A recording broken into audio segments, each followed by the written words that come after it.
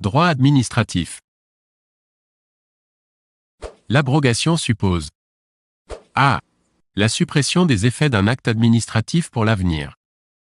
B. La suppression des effets passés et futurs d'un acte administratif. C. La suspension des effets d'un acte administratif. D. L'exercice d'un recours pour excès de pouvoir.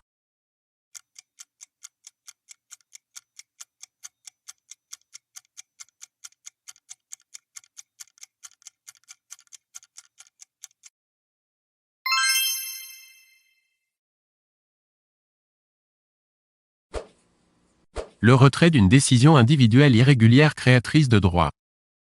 A. Est irrégulier. B. Ne peut intervenir que dans les 2 mois suivant la notification de la décision. C. Ne peut intervenir que dans les 4 mois suivant la notification de la décision. D. Ne peut intervenir que dans les 4 mois suivant la date de la signature de la décision.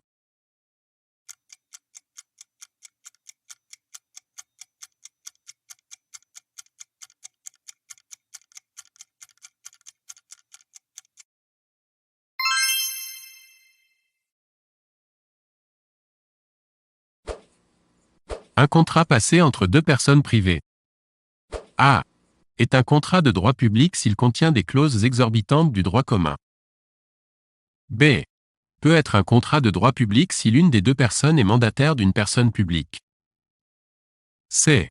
Est un contrat de droit public s'il a pour objet même le service public. D. Est toujours un contrat de droit privé.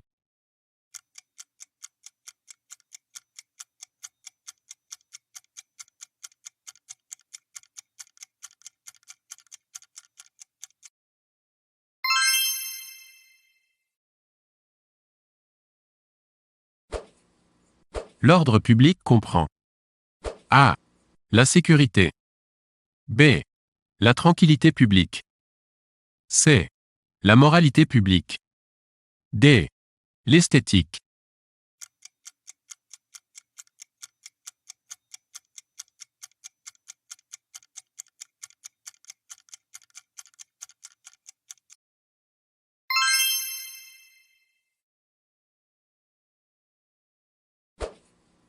Dans quelle situation, ayant entraîné un dommage, la responsabilité de l'État peut-elle être engagée?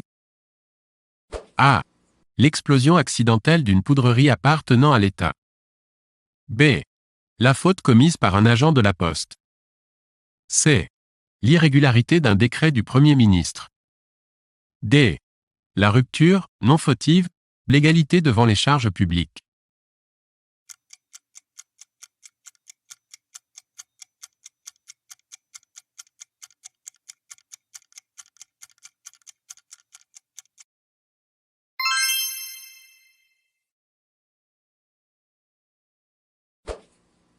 Parmi les propositions suivantes, lesquelles sont liées à la décentralisation? A. Loi du 2 mars 1982. B. Loi du 6 février 1992. C. Pouvoir hiérarchique. D.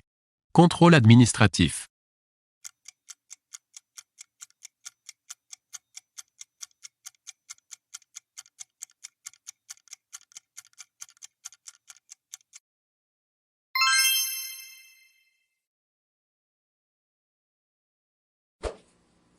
Lorsqu'un préfet doute de la régularité d'un acte administratif émanant d'un maire agissant comme autorité municipale. A.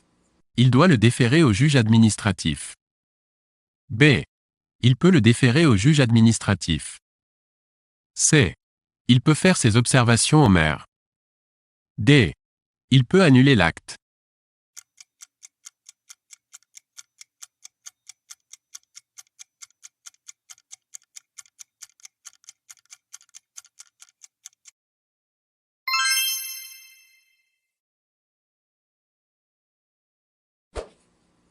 Les autorités administratives indépendantes.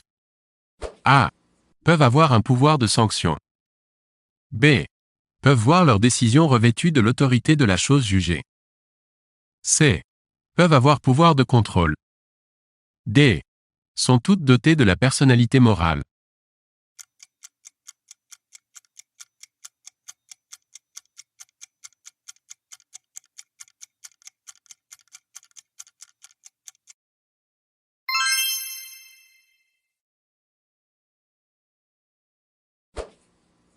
Le pouvoir réglementaire appartient A.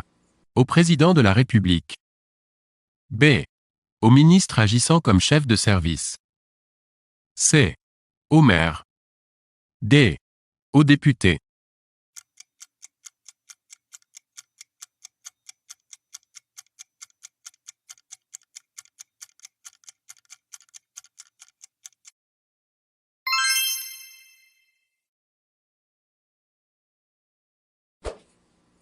Le domaine comprend A.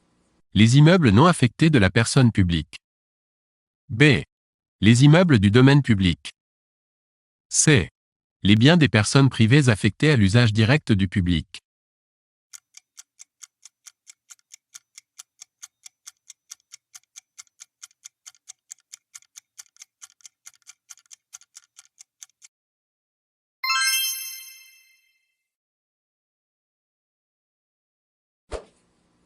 Les biens d'une personne publique peuvent être saisis.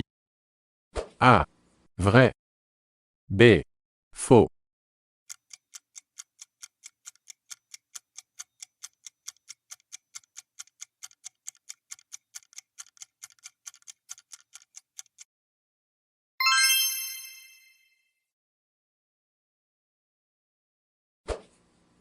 La déclaration d'utilité publique.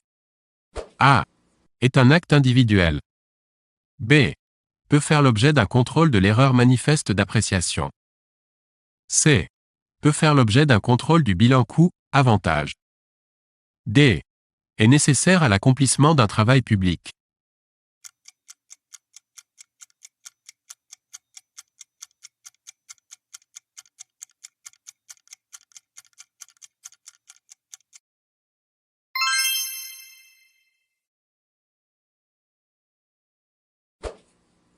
Sont agents publics.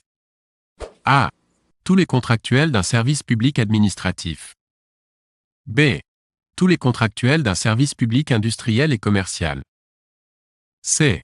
Tous les contractuels d'une personne privée gérant un service public administratif. D. Tous les contractuels d'une personne privée gérant un service public industriel et commercial.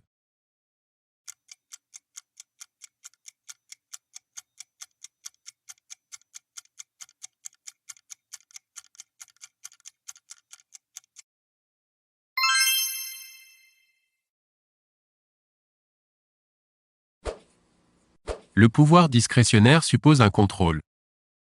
A. Restreint. B. Maximum. C. Normal. D. De proportionnalité.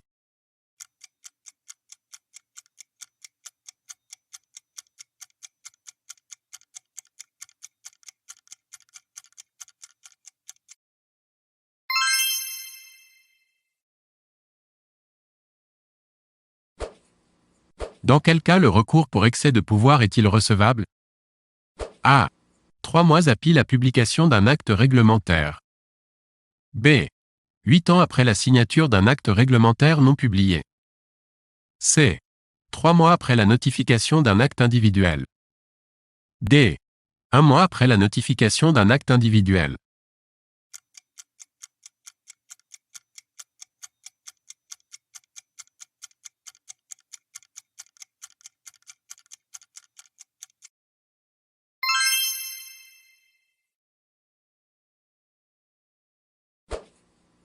À quelle situation s'applique le droit public?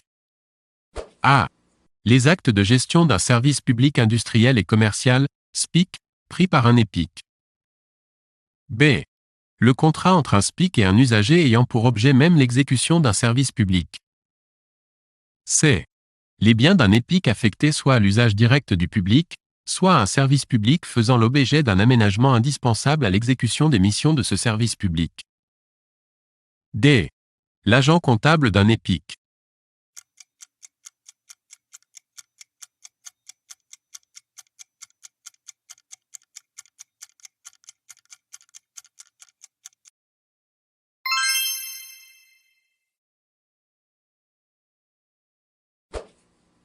Que peut-on demander à l'appui d'un recours de plein contentieux? A. L'annulation d'un acte administratif. B. L'engagement de la responsabilité de l'État. C. La condamnation de l'auteur d'une infraction. D. Des dommages et intérêts à l'encontre de la Poste pour la détérioration d'un colis.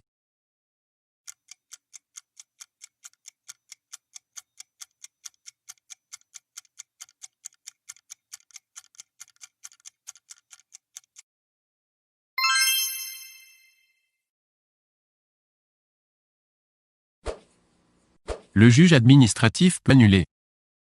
A. Un décret pris en Conseil d'État. B. Un projet de loi.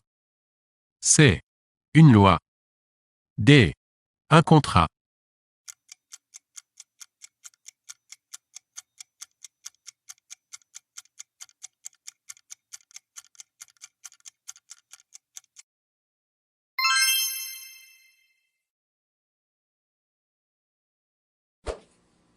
Le commissaire du gouvernement devant le Conseil d'État. A. N'est jamais présent lors du délibéré. B. Est toujours présent lors du délibéré. C.